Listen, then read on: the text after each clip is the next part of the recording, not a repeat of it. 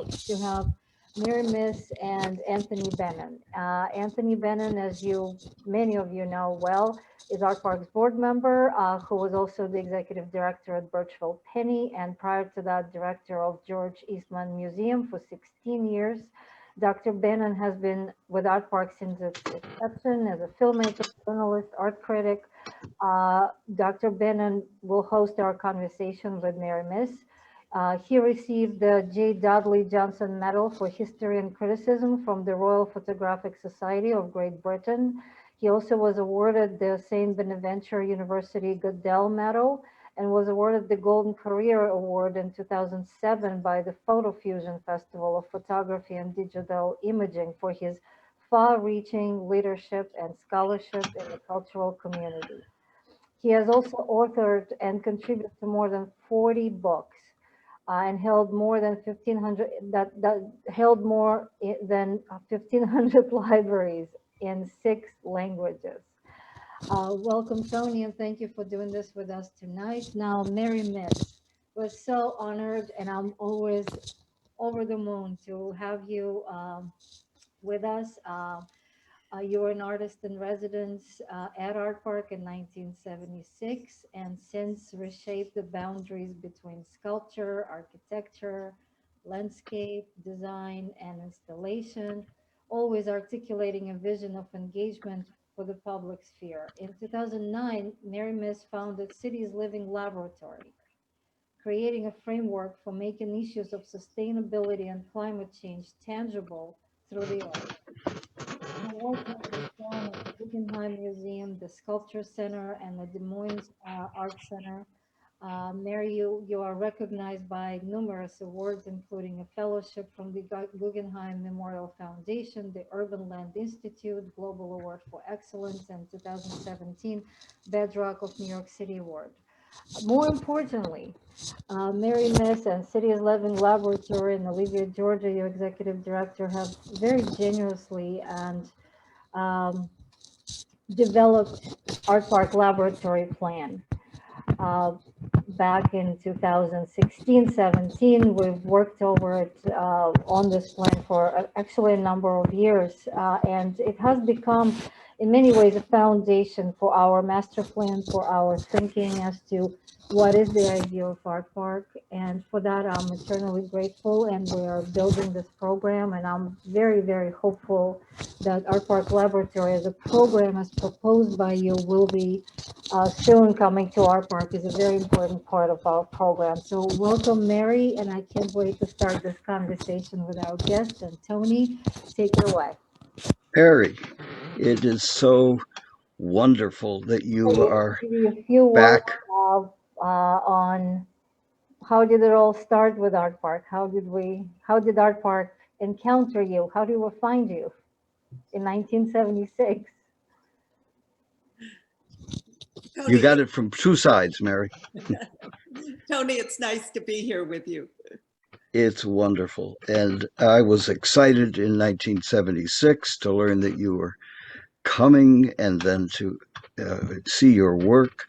In a moment, we're going to be the grateful opportunists to chance to see your film that you made then in 1976 of the most wonderful installation. I've never asked, and I wanted to ask for a long time, what was the impulse for doing the work that you did in 1976? What are the ideas behind it? Well, it was a very different time, as I think you remember, Tony, having been at Artpark yourself. It was a period that the 70s were really such a strong influence on me, and such, it's when I was shaping my practice as a young artist. I was very involved with the other young women who were in the art world, entering the art world. We were ardent feminists, and that thinking has really shaped my work from that early period. I look back at the 70s, and I think maybe people are beginning to look at that time But for quite a while, that decade was kind of overlooked because leading up to that, you had surrealists or abstract expressionists or, you know, minimalists. And then there came this decade where everything was being kind of taken apart and put back together again, or not put back together culturally. And I feel like it was the time that many ideas began to emerge that have since, you know, become very important within the world or within the art world. But another thing about that time is that there were support structures for investigations of ideas. And I really thought of Artpark as being part of that support structure. In other words, you could test ideas, you could try new things. For me, it was making a film, which I had not done before. And you know, I look around now and I feel some regret for young artists who are just starting out, that there are many fewer opportunities, many fewer grants available to support that kind of investigation that we were lucky enough to be able to be involved with. Well, the work itself is a probe in its way as you are going into the earth. Would you explain to us and prepare us for seeing the film? I will. We're going to see this short film that I did in a kind of almost cartoon-like way, because it was meant to be seen on a big screen. We're going to see it in a little box, and we're going to see it pretty much without sound. So I'll make a few comments as it's going on. But something that really interested me about film was that well, let me just step back and say that one of the things I was most involved with in my work as a young artist at that time was how to make experiences that were visceral in some way, that had a real physicality to them. And it sounds strange to say, okay, I want to make a film to do that. But in a way, it seemed to me that you could do in film what you couldn't do in real life. And you'll see that because I'm going to start with this film in the ground, buried in the ground, and then end up with a very different view. So I won't tell you what that view is, but ahead of time. But to have patience with the pace of this, with in our soundless form. If you want to start the film now, we could take a look at it.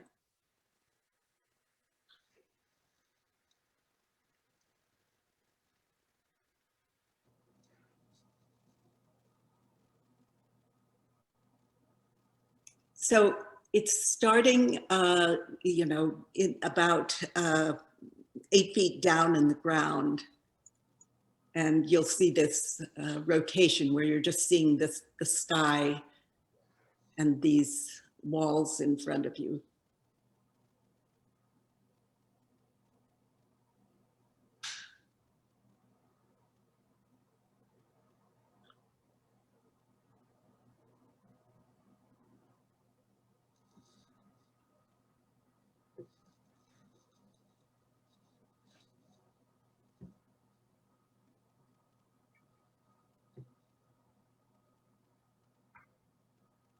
So I know you don't know where you are. In fact, I probably shouldn't have even told you you were in the ground, but had to give you a hint.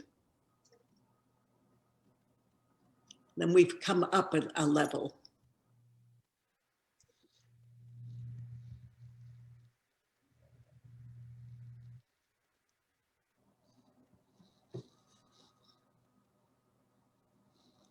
In the film itself, now here you're seeing just a glimpse of a landscape.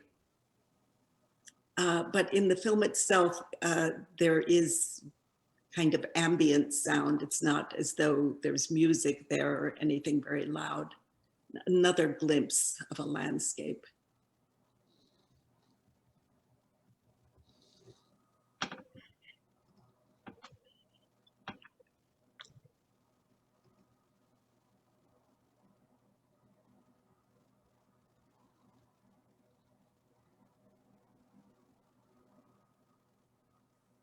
We had an attractive patience then. I'm serious about that. It's true. It's true. Yeah.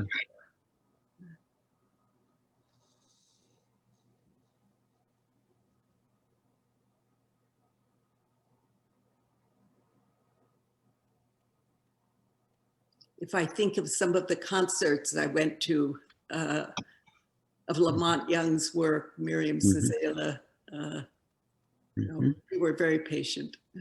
Yep.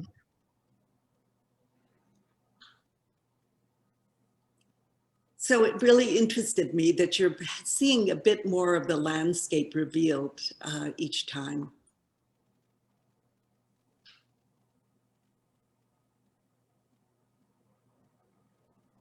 And of course, there's a faster movement as we've come up.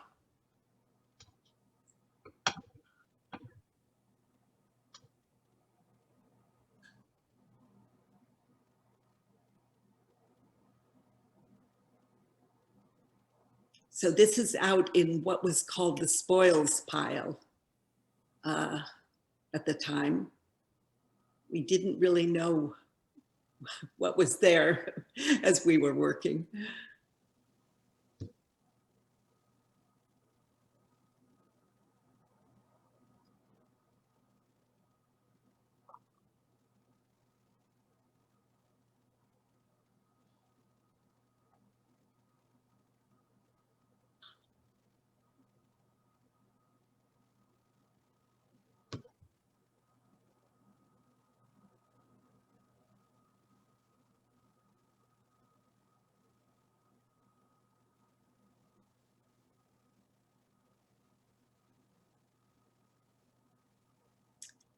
And then we went to this aerial view.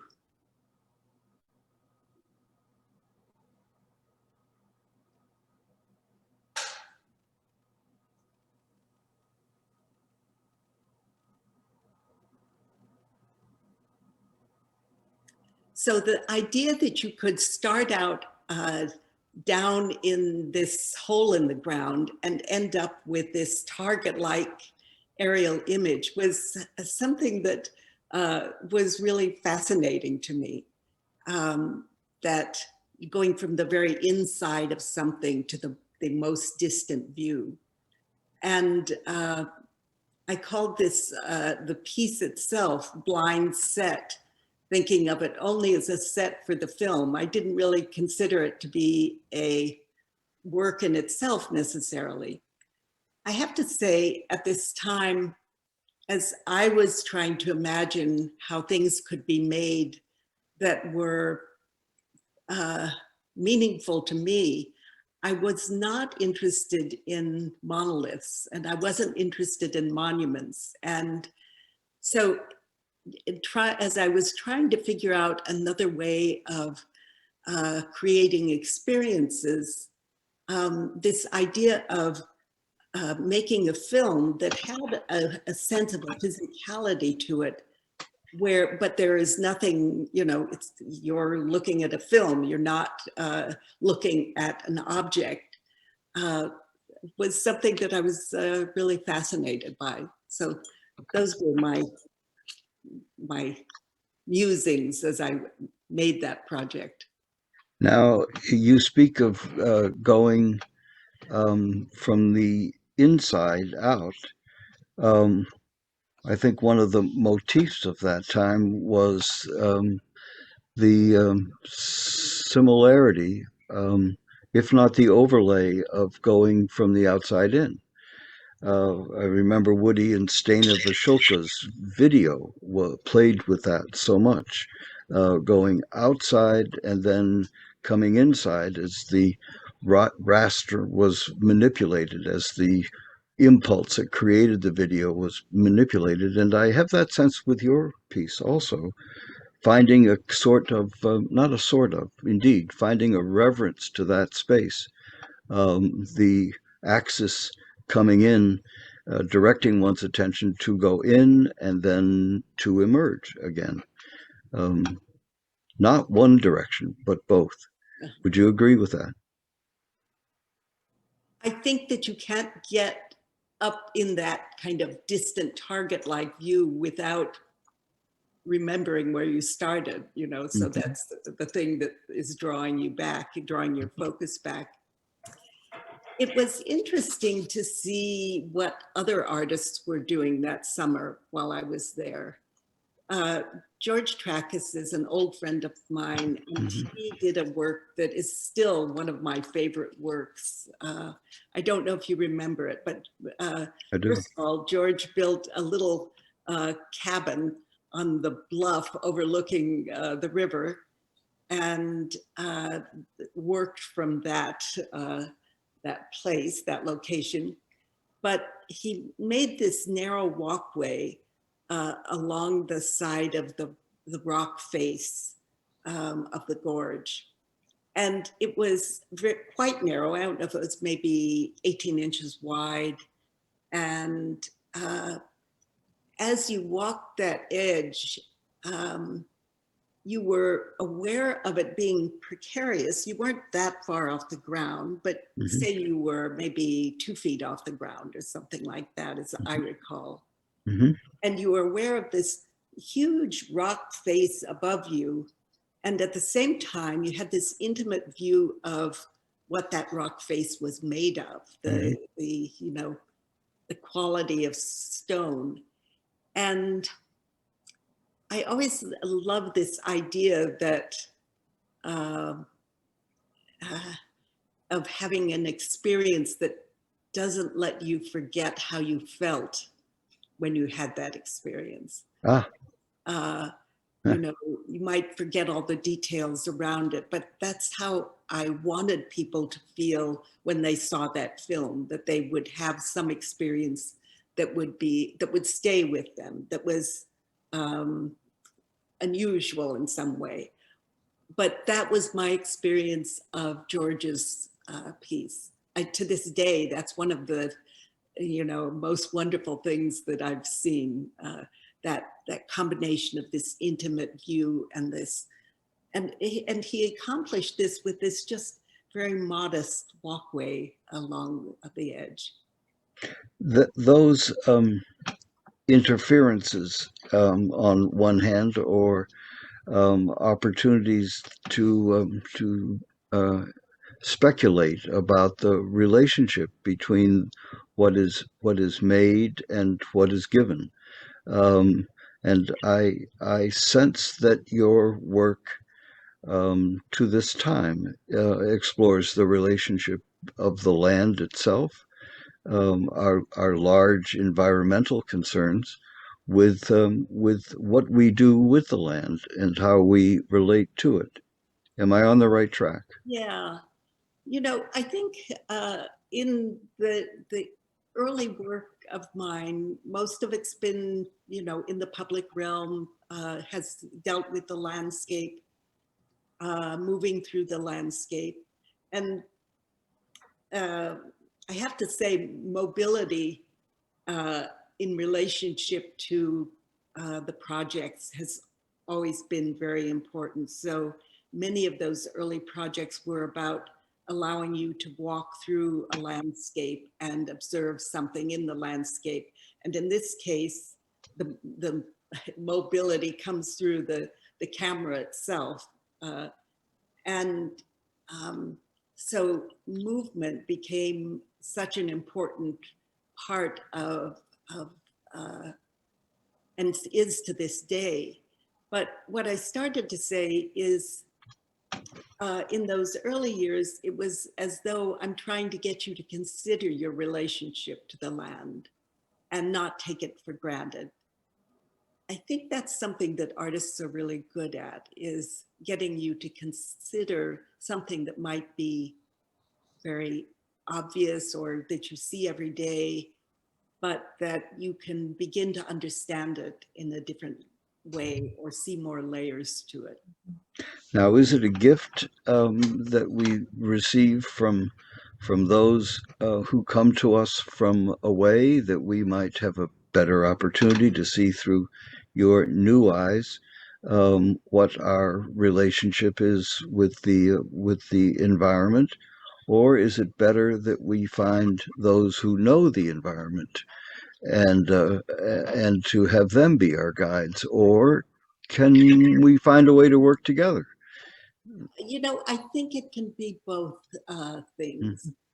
Um, One of the things that's been especially interesting to me in recent decades is how, and this goes back again to that first decade, as young women, we wanted to see other stories being told, other narratives being revealed, not the same ones that surrounded us all the time. And so over the years, you know, I've always been very resistant to the term placemaking. I always felt that places are made, they don't need to be made, but they need to be revealed. And oftentimes, and there are so many layers and so many stories to the world around us that have gone unnoticed or untold. Mhm. And I think it's that is something that's really coming out now, that people are really beginning to focus on that. Mhm. But um, you know, I really love to have these the people who know a place help me reveal what is there. So I may be the outsider coming to a situation, but I'm relying uh, on the information and experience of those who know that place well, whether it's the scientists, the residents, the historians. You know, I look to all of those people. As we are nourished by your presence in finding ways to see which we may have become inured through repetition or purpose in our own perception. We are not prepared, charged to see with a penetration, to see around a corner, as you might lead us to look around the corner out of your curiosity, not having walked the path before. Hey, what's over there? Would that work? Yeah, absolutely. Hmm. You know, it might be good to show you a project that I'm working on now to give you a better sense of, um, I don't know, where that early work has taken me and how there are certain things that have remained very consistent. But I would say that, uh, you know, over the decades, as I mentioned, I've really kept working mainly in the public realm. And it's a hard place to be as an artist. It's a hard Hmm. place to have a place at the table, so to speak. Ah, uh-huh. You know, even if you want to be part of the conversation, even if you're interested in trying to help to address whether they're environmental issues or issues of equity or whatever they are, you um, it's you can have um, the desire to do that, but it's often really difficult. So about 10 years ago, I started a nonprofit called Sidious Living Laboratory. It was looking at, my idea was that I wanted to help people understand that artists are not just the crazy people who cut off their ears and, you know, be the wild, you know, person in the room. That's fine. That's really good. But also um, that we can be partners, we can be collaborators in helping to look at the world around us and deal with some of these issues. And we could be complementary to what educators might do or what scientists might do or historians, that if we are in dialogue, that we have a way of revealing some of the layers of the world that might not seem obvious. So we've been trying to put this idea forward, encourage people to begin to think of artists in a different way. I always think of, you know, culture is the realm of the imagination in some sense. It reflects the imagination, and the imagination is the world of artists.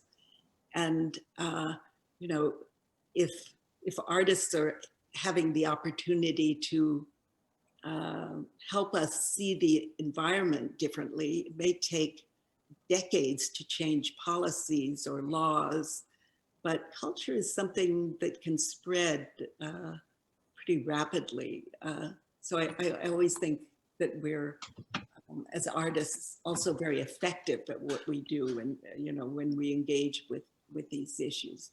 But it's so, I guess I've gone from a general interest in looking at our relationship to the environment, general in the sense that I was working out in that spoils pile without having ever questioned why it was a place where nothing was growing, and nobody else was saying, that might be a toxic, you know, waste site that you're out there, you know, working in day after day.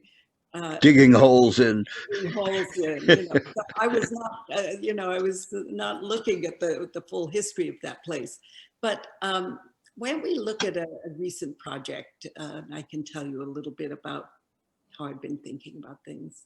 Excellent, excellent. We've been waiting.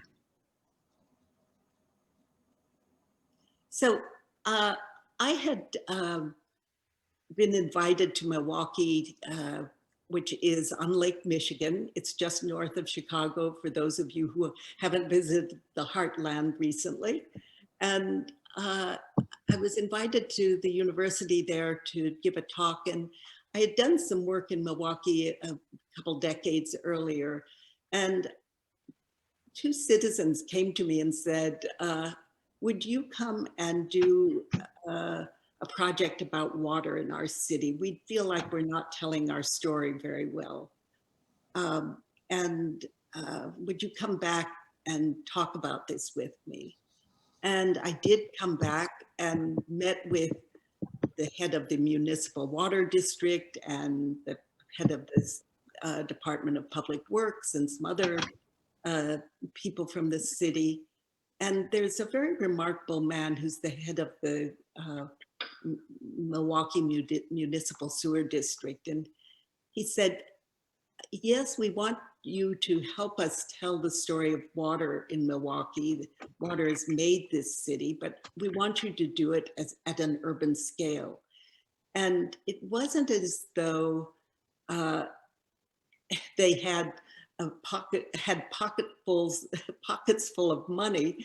It was that they had this idea, and would I engage with this? So what you're looking at is an early drawing that I did on an overlay of a map of the city and the surrounding area, and try to imagine where the three rivers come together is at the center of these circles. And how could I do something starting at that spot that ends up impacting the whole city? Next, please. So as I considered this, I ended up thinking about the idea, whoops, a bug has just gotten on me, sorry. I started thinking about the idea of atlases. And on an atlas, you see things called out. There'll be a key at the side that tells you what's happening with each of those letters. Next, please. And in the city of Milwaukee itself, there are abandoned stacks of former factories and also church steeples all over. And so this idea emerged of doing an atlas of water where there were specific sites called out around the city with the letter in some way reflecting something about that site. In the top image, you're seeing the water treatment plant, the Jones Island water treatment plant, and with the 380-foot tall stack.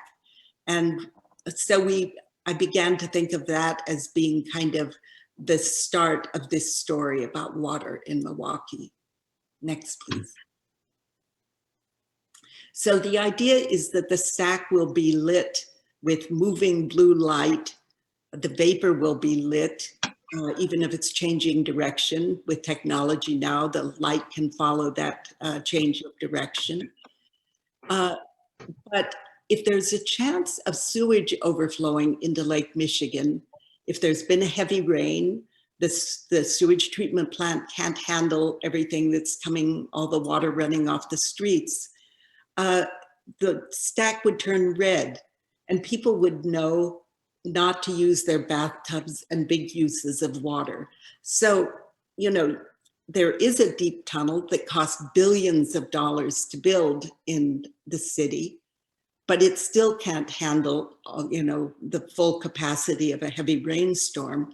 But I imagine the people of Milwaukee, just by not using bathtubs and dishwashers and washing machines, would be able to be part of the infrastructure for handling water in the city.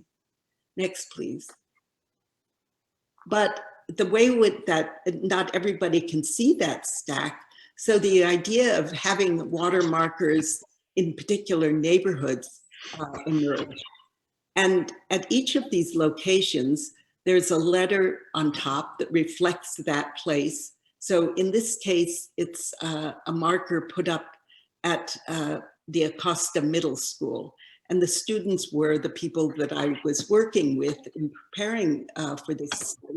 They wanted an A for agua, for Acosta, for the letter that they wanted to get as a grade.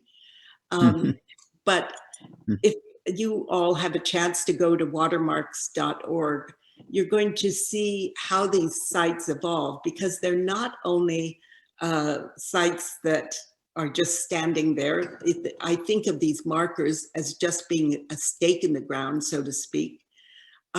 But also we collect stories about the neighborhood and about the people there from the residents, but in this case, we collected stories from the students. And then the students worked with a local artist, Melanie Arians, to do a project painting the support columns of the highway that's just across the street. Next, please.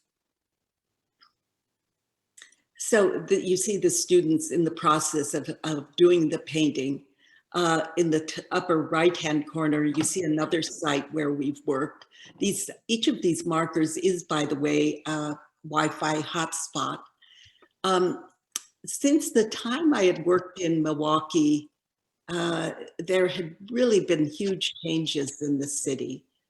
When I came back, the center of the city had new apartment buildings that no longer had coal piles and salt piles downtown as it had had before. The river was clean enough to swim in, the Milwaukee River. It was such a different place. And yet, as soon as you got outside of the center, you found these very underserved neighborhoods. So one of the things that's been so important with this project is to make sure that we're telling the stories of each of those neighborhoods, and that we're working with artists from those neighborhoods. So Tony, you asked me earlier about the, you know, who tells the story best of a place.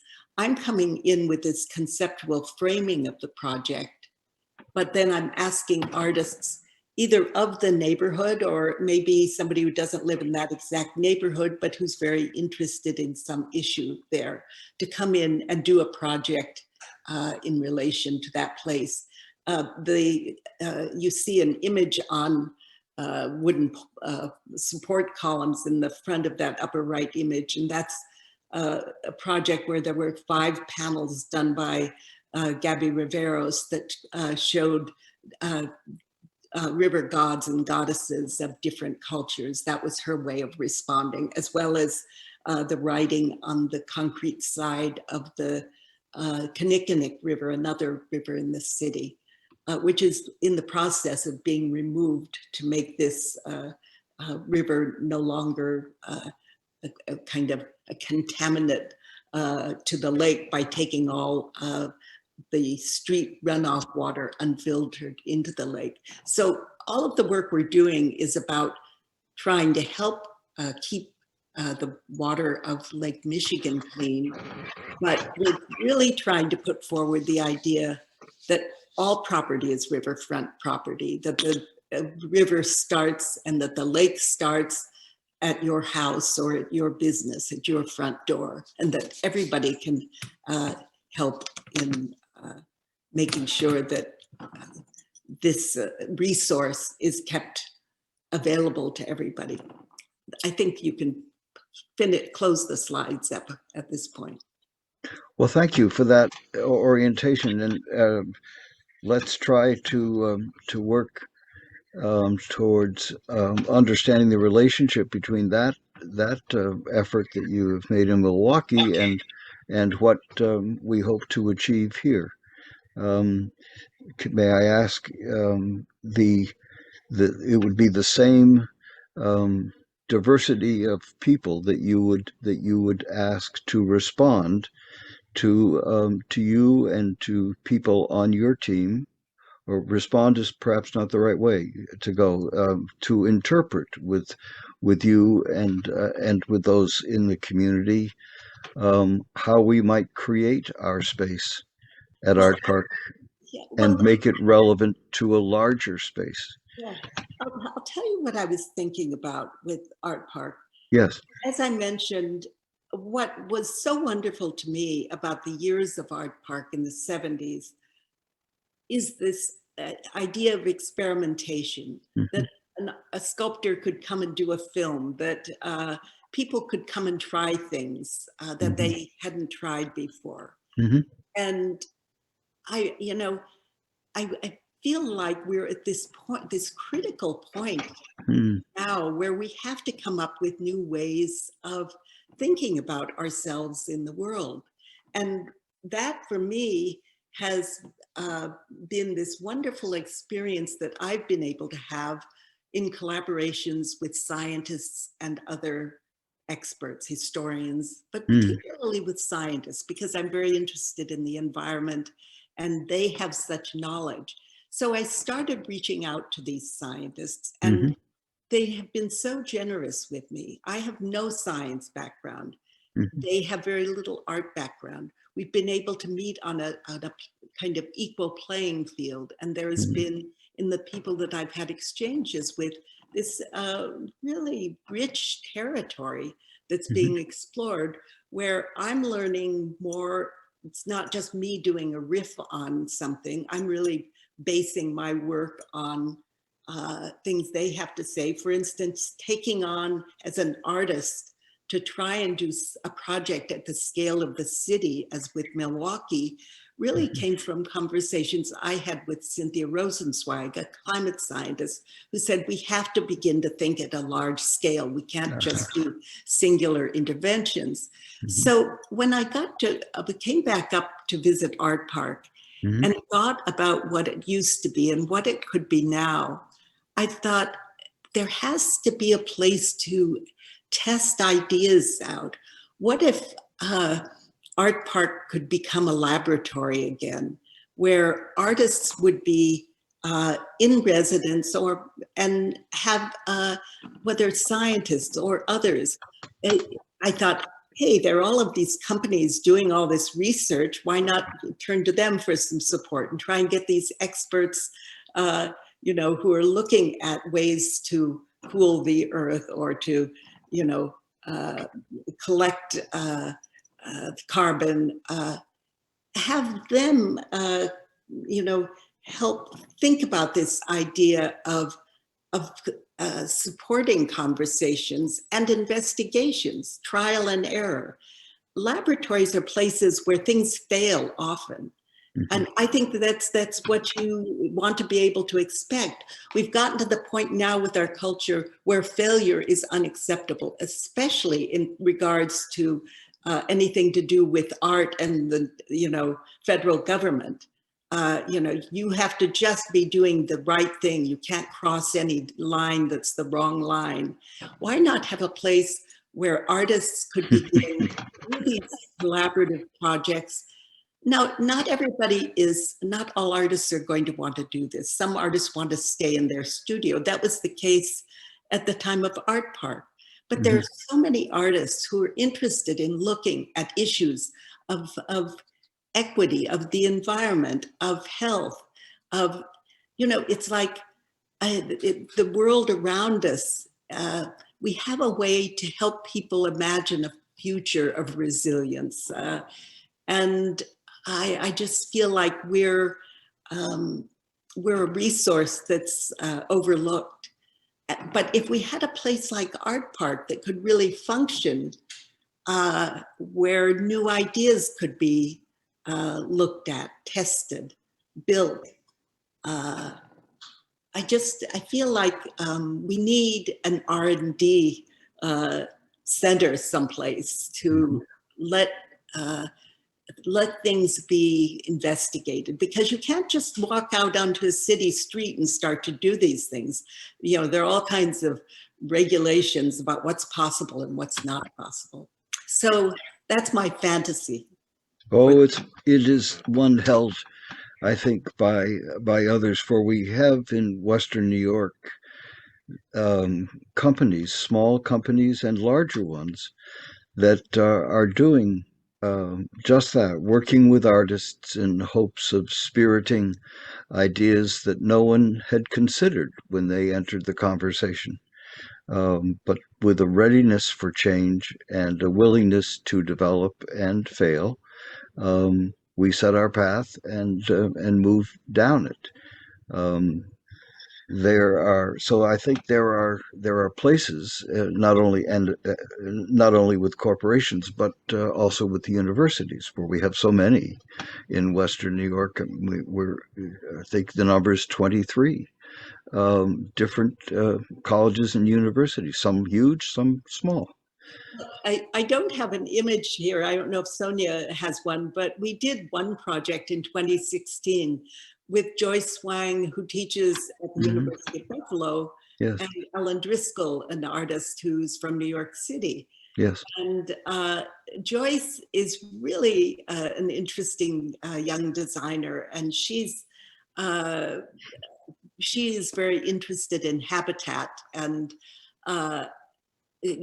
how we can think differently about our environment and green space.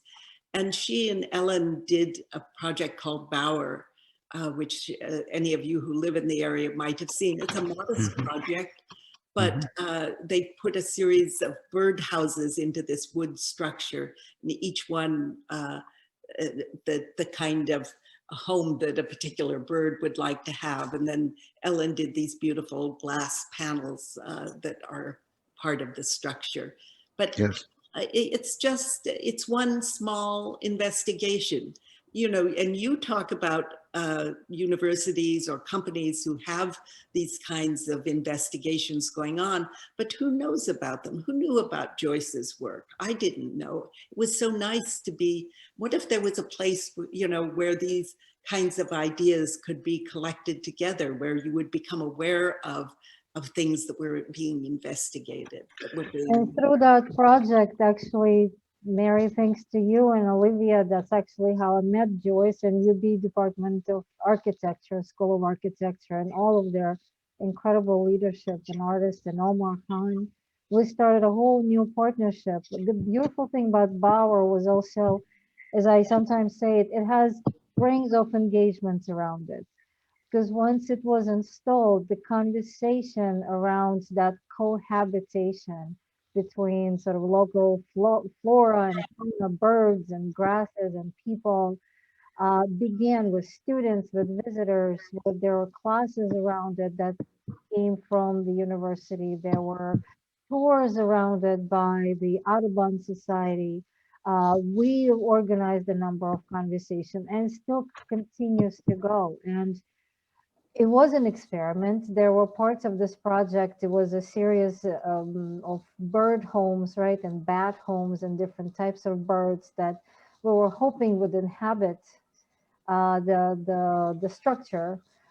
Some of it happened, some of it didn't, and there were some really good explanations for that in the process. And that's what a laboratory is. We Audubon Society visits it often, and we've sort of watched it. I guess live through all these seasons, and we've seen what birds chose to actually make a home of it, and what birds didn't, and what assumptions were made, and that's the process, and that's not that's the success of it. That continued conversation that it actually started. We have a question that asks us to explore the feminist orientation to your work at the work piece at Artpark and other work. Could you help the questioner to understand your perspective as a feminist working? I think at the time doing the work, it was, you don't, even if you're, we were creating journals. We helped to found something called Heresies, and we put together slide registries. But, and some of us, as young artists, very particularly took up materials that we thought women should be, that would be associated with women. That was less the case with me as a young person, that I was trying to work and define the work as feminist. I was a feminist doing work without trying to give it that pre-definition. Mm-hmm. I think it's clearer to me as I look back that the thing that runs through all of the work has to do with that thing I mentioned earlier, which is making movement part of the work. I've been doing something in New York City over the past decade, a project called Broadway 1000 Steps. And one of the most important parts of that are walks that we organize. And one of our first walks was the 18-mile corridor in one day, which took us 12 hours, much longer than it would have if you were walking straight, but we had different people talking with us as we walked that length. But since then, we've done probably 80 walks with different artists and scientists and community members exploring the very different topics along that corridor, from air quality in Chinatown to storm surge down at the tip to buried streams that cause flooding up in the Bronx. And so we've kind of come up with this framework for doing investigations, and they all involve starting out with walks. And that's how we, in Milwaukee, how we start our engagement in any of the communities we work with. So I think this idea of mobilizing as a young artist, my friends and I, doing these things, mobilizing in the sense of setting out to make change, but then the kind of mobility that was being built into the work. So strangely enough, that's how the association that I make, that I think is defining the feminism in the work. We interestingly, we went down the path of motion last week with our architects and urban designers, and it was an occasion to think of the patience that one must have to understand a work of art such as a garden, for you never perceive the garden all at once, but in fact is only manifest by one's passage through it. Similarly, architecture, of course, and as well, those things dependent upon motion and memory, like a film. And I'm thinking that, oh my, Mary Miss is film and architecture and moving through space, not unlike a garden. It's wonderful to have you explain your orientation, and it's energizing to think of your bringing that wisdom here to us in Buffalo, Western New York. The Who are your heroes?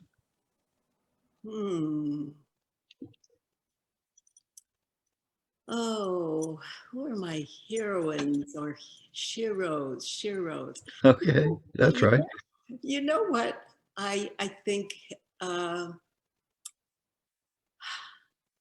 I've been so interested in crafts over the years. Um, uh, Russian or Central European embroidery is something that I find beautiful. Or right beside me, I will hold up a book of a particular area of Norway makes these mittens with these beautiful patterns. And I love to see these things that really, and again, they all involve time. It's very labor intensive work. And I think that's the thing that I always look back to. One of the things about Sidious Living Lab that I talk about is with the Milwaukee project, okay, I'm coming in with a conceptual framing for the project, or in Broadway, 1000 Steps, I'm doing the same thing. But what I'm interested in is seeing a constellation of artists spread out through a community or through a city. Again, I don't think any one person, I don't know that I believe in heroes or sheroes. I think I would love to imagine in the second decade of Sidious Living Lab, having just finished our first decade, that these projects that we've laid out will come to be occupied by this constellation of artists. So that's kind of how I think about things. Well, we make sure that we have a reversible equation. On one hand, we could have heroes, and we have heroes. So we both can enjoy the word simultaneously. I think of your exploration when you show the mittens with Anonymous was a woman, and the book and PBS show made long ago by Mira Bank on the same subject. Um, the Tell us about that work. Well, first of all, there's a foundation called Anonymous Was a Woman, and for a very long time has done this wonderful thing of awarding a prize, a monetary prize, each year to a woman, I think usually over 40, in other words, somebody who's been practicing for a while. And nobody knew who was doing it. And recently she revealed who she is, but that was wonderful. Who is she? I forget her name, but since it only recently emerged, but you can look up Anonymous Was a Woman. And yeah, well, it's a friend of mine, Mira Bank, made that movie long ago, and I'm indebted to her because she rescued me when I was being assailed for my film work at the Flaherty Film Seminar. Dear Mira came and defended me. So, but at any rate, her work was wonderful, and I wonder if that's her who created that foundation. Yeah, I don't know, but it is she. You know, if you think, I read something I was looking at this morning. It was about Jeff Bezos and how he wants to be able to inhabit space, in outer space. And he says, think of how many Mozarts and I forget who else, what other geniuses he was speaking of, who could be able to thrive if we were able to have our population spread. And the person writing the article said, well, think how many Mozarts and whoever else it was, there already are on Earth who aren't having the opportunity to, you know, to be Mozart. Ah, And, you know, I just, maybe that's what attracts me to the handwork so much, you know. mhm, I think there are these really wonderful things that have been done that aren't recognized, that mhm, are anonymous, mhm. that are very integrated into life. And I think that's, I feel awkward sometimes in saying, well, I want to do this collaboration with science. It's like a forced putting together things that used to be maybe able to be more integrated. Um, but you know, life and work and everything can work together at times. And they've done so beautifully in the past, just making mittens. Yeah, well, you have set a place at the table. We need to find the table, and using your prescience to discover what's under it. The I like what you're saying because I'm always saying we need to have a chair at the table. And I guess maybe we have quite a few chairs that the artists have, but we do, we need the table. and we need to know under it because that might even levitate us. You see, I love that. there is. But now the question is the relationship between sustainability and change. That is, we in order to get to any place that's worth working at, um, implicates our need to be ready to change. On the other hand, what is it that we need to preserve, and where do we choose to turn on the clock of the long now that Stuart Brand, the fellow who did the Whole Earth catalog, he has a foundation called the Clock of the Long Now, which helps places such as film preservation centers to slow down the clock of decay of what we want to preserve just the way it is. But we want to change. Help us understand the relationship between change and sustenance. Well, I think what we desire is lives of sustenance for everyone. And we have change happening. It's not trying to create change. We have change happening around us out of our control. And Yes, tick, so, tick, so tick. fast, it's happening so fast. Mm-hmm. So if you think, it seems like when can change that we, you know, try to create, when can it happen? It seems like now is one of the best times possible. You Mm-hmm. know, COVID has, it seems to me, has put on a billboard the size of the planet, uh, that we have to really rethink our relationship to the natural environment. Mm-hmm. We've thought of ourselves as so separate. Emma Gosh wrote a book that I really love called The Great Derangement. You know, that we've just cut the ties between ourselves and the natural world. We don't understand that relationship.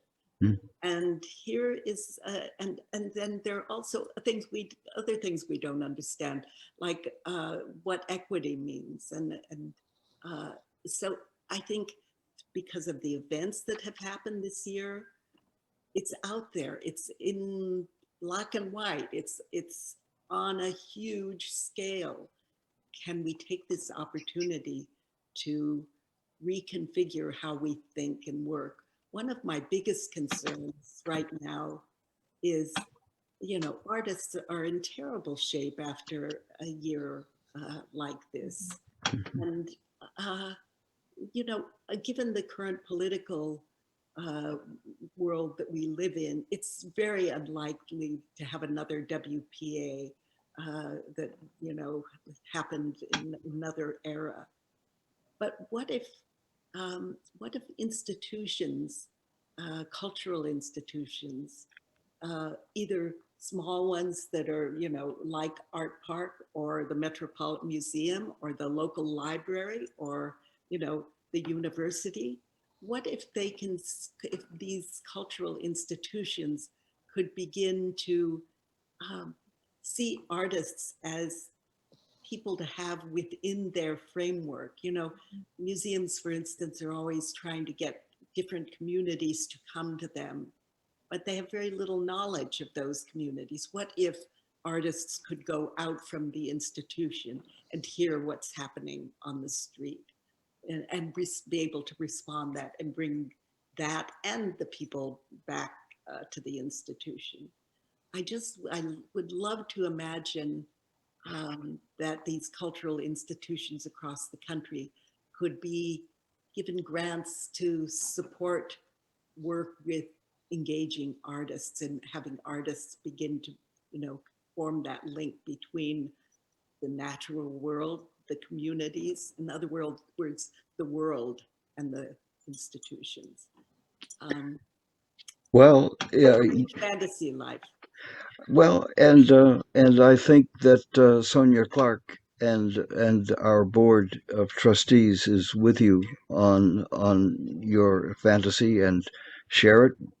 For that is why we have asked you to help us and to lead Niagara, which has a habit of moving from its original natural state of the sublime to a place for honky tonk along its cliff, and then commerce that was eager to split um, the earth to create sluices for power, which became Love Canal.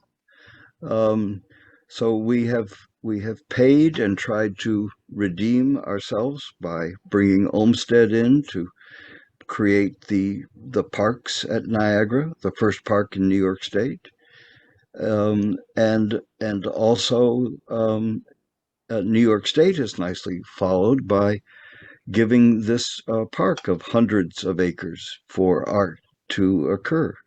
So, in some ways, we operate small, but in other ways, we operate from within an enormous legacy and a huge footprint now to work through. And it is the time for someone with imagination and imaginary friends to to bring us the leadership that we need. Sonia, we have three on chat. What does that mean? We have a couple of questions from, well, David Sadie has asked us, actually probably relevant question at this point, he asked us a while ago. Does Artpark have the temperament to not only accept but celebrate failures? And I think, Huh. I don't know if that's a question to Mary, it's probably more of a question to us. Do we have the temperament to not only accept but celebrate failures? I think we should. I think we must. I love failures. Some of the failures are the most spectacular kind of paths to that reopen new possibilities. And it's always fun. It depends how you look at it. I think we do. I think we have the temperament. I think we need to develop a system that indeed not only encourages but celebrates that. And it's up to us to, and our funders and our board and our audience to really welcome that and really find value and really allowing, not only allowing, but indeed celebrate the failures. David, thank you for this question. I love it. You know me. Tony, what do you think? Well, we have a wonderful place at the edge of a cliff, um, and that might keep us aware of living a life of danger and balance. For if we forget good balance, We may fail heroically, but but little failures, I think, are or smaller ones, where at least we don't expend um, a an undue corpus to get there. Well, I would say, Tony, that my motto in life has always been that if you aren't standing on the edge, you're taking up too much space. Yeah, good for you. Wonderful, wonderful. Thank you for that. Um, yeah, Um, have we failed to ask you any questions? No, I think it's been fun talking to you. I really have enjoyed it. Well, thank you, and so have I, and I hope our audience, for we haven't lost anyone at any rate, and that's always a promising sign. Might we might we call for any other questions? And while waiting for it, tell a story about Jerry Lewis, who came to do the grand rounds. He liked humor as a medical solution, and he was performing here in Buffalo, and he volunteered to do the grand rounds at our major hospital. And he announced that he would stay and talk and tell jokes until the first person left. And when the first person left, it was over. So Jerry was up for almost 3 hours, and, and then one doctor had to leave. Or I'm told later on call, but Jerry closed it up. That was it. Then we we haven't heard the bell yet, so it's time to leave. hmm.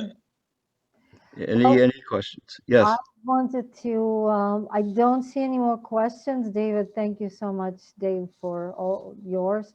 I did want to, Mary, thank you so much. I wanted to thank Mary, thank Tony. What a fun conversation. And we'll be using the recording, I know, over and over again. I'll be writing notes and we'll be sharing it with our public. It will be, and fundraisers and funders with our foundations. There's a lot of wealth in this conversation that will help us for sure. I do want to acknowledge tonight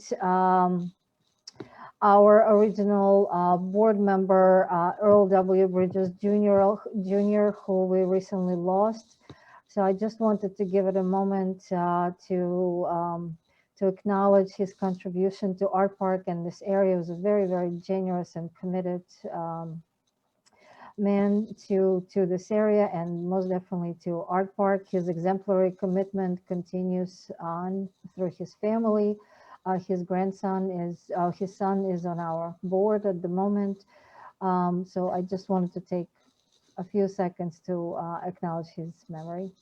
Thank you. And on that note, I wanted to thank everybody and our audience, and Mary, always, I do hope that we get to launch or continue our Artpark Laboratory very, very soon. And Tony, thank you for always having this super engaging conversation that leaves us with lots of smiles and questions and food. Well, you're very kind with those words. I'd like to recognize in leaving Allison, who leaves us a message. Should you read that? Message from Allison. Let me see. In the spirit of finding that delicate balance in the arts between quiet interventions and larger environmental jolts, both of which invite or even direct us to interact with an environment and cohabitate with a specific event. In your experience, can you speak about how smaller daily experiences might have just as much of an effect in transformative moments as those that are larger? Is there a time in which the use of Norwegian mittens might be just as impactful? Can you imagine putting those mittens on every day? I've never seen a pair in my hands or on my hands. I've only been looking at pictures of these that are done with very fine yarn. I think you would be in the world in a very different way than if you just had some cheap things that you bought at, you know, Target or Walmart or something. There would be a very different feeling. But I think small things that you encounter every day are so important. And, you know, change, any kind of transformation is a process that takes time. And it calls for repeated encounters day after day.